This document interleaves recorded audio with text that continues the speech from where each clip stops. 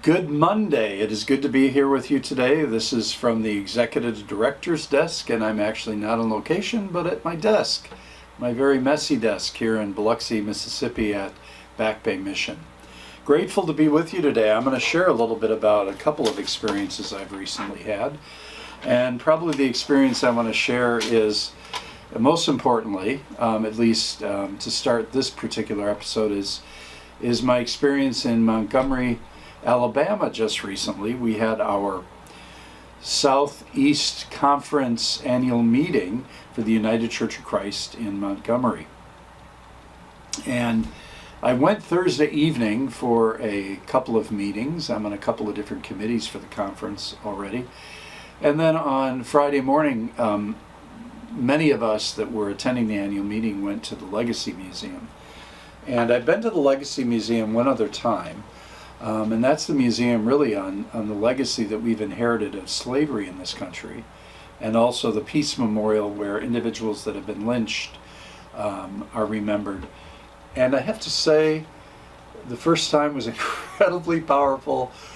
The second time was probably even more powerful because I wasn't there on my own. I was there with other UCC sisters and brothers from Alabama, from Georgia, from Tennessee, from Florida, and from South Carolina.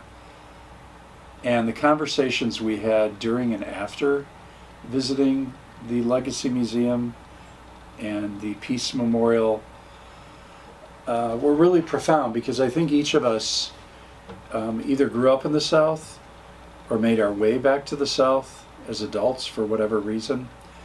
And talking about our family histories, our own awarenesses of race and racism, our own awarenesses around homophobia, Islamophobia, feminism, womanism, but especially the journey of our black brothers and sisters brought all of us at one point or another in the conversation, and as we were walking through the museums and the memorial, to tears, because of the sense of kind of communal sadness around the treatment of our black brothers and sisters historically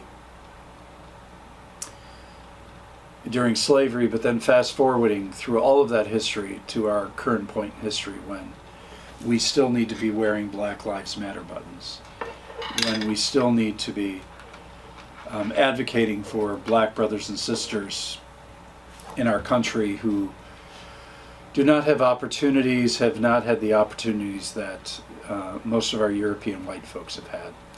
So really powerful moments of awareness, of ongoing awareness, and it's not guilt. I want to make sure that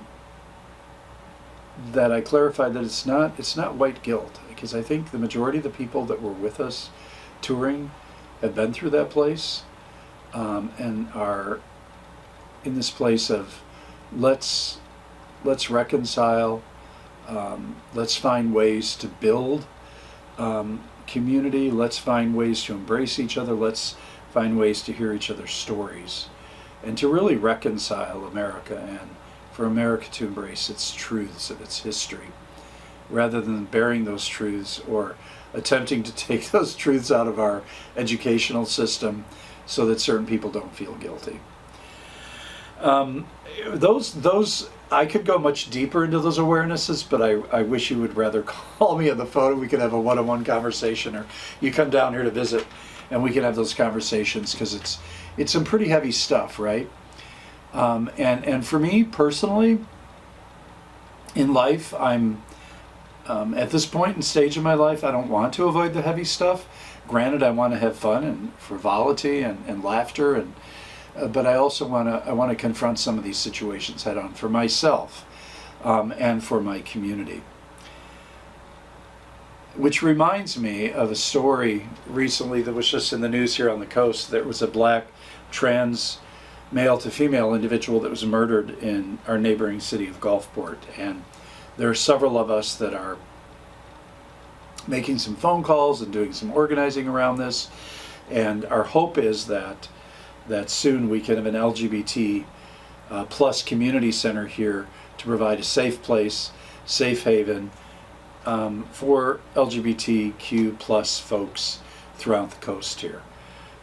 Because that battle ain't done either. There's still homophobia and transophobia, and so we continue that work also here on the coast.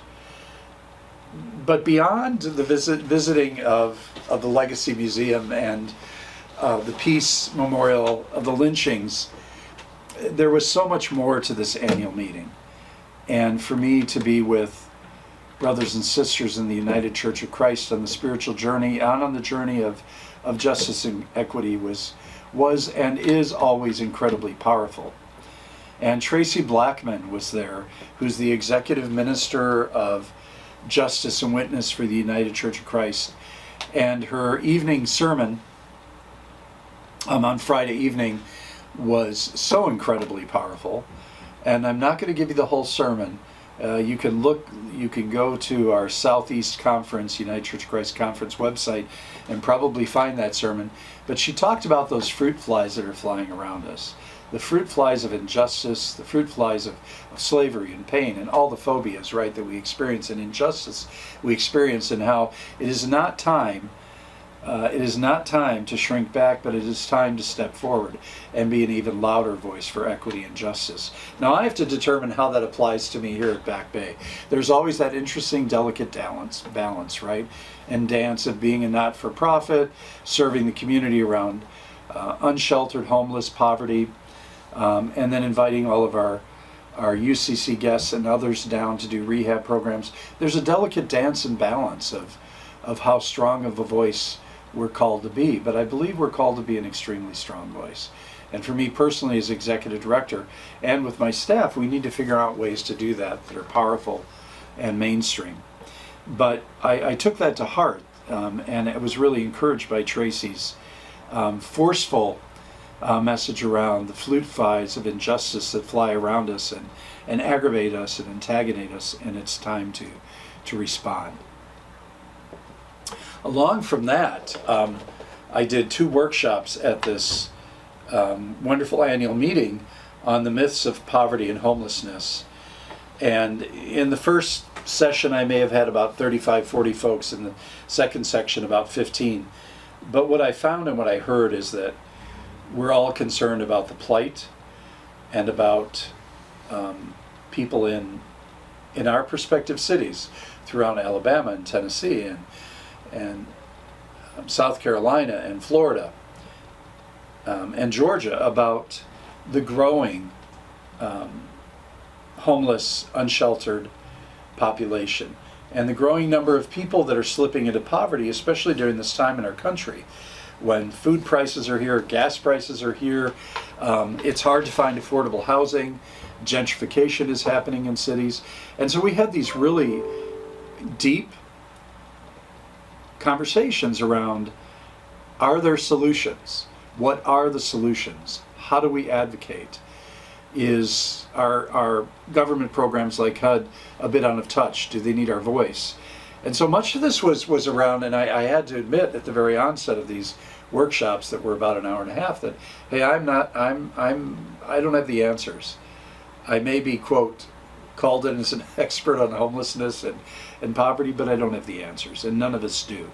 And what it really takes all of us putting our heads and our hearts and our minds together as a community and as a village to really make a difference.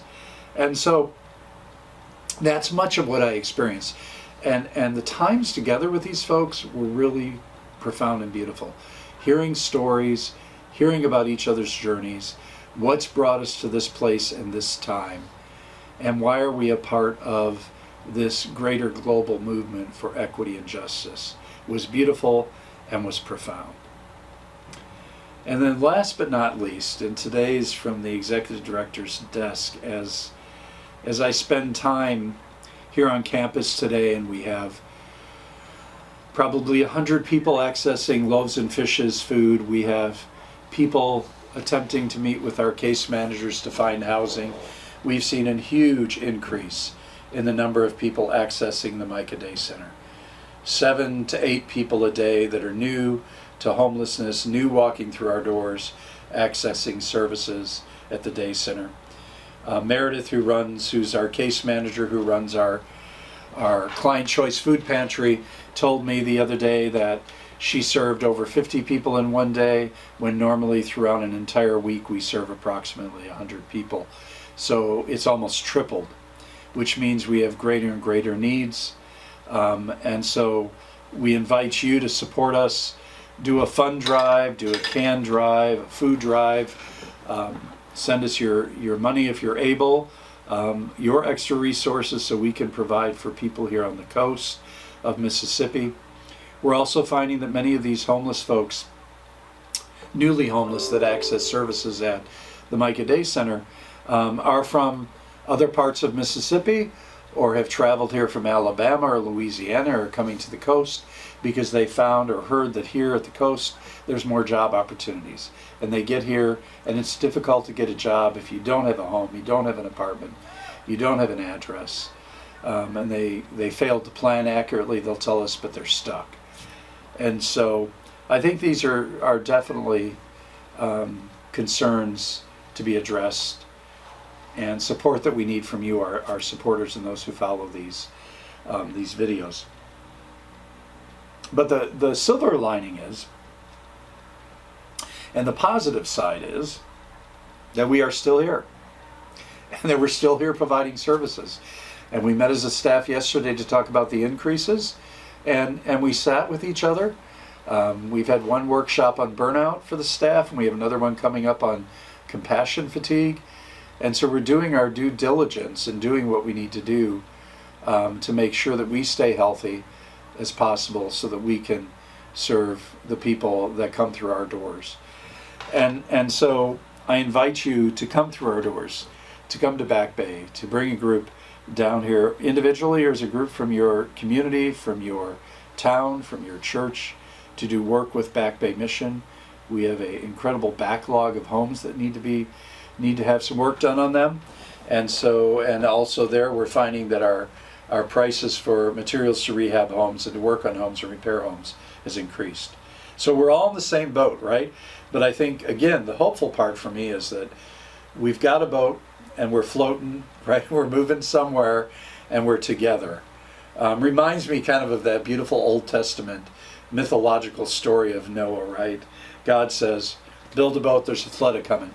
And I think we're in this place of where we're really flooded with economic crisis, and with, I would say, a pandemic of homelessness right now, a pandemic of poverty. I think we don't call it what it is, but we've got a boat. We're here to support each other and be on that boat with each other, and make sure that we can help and provide for each other.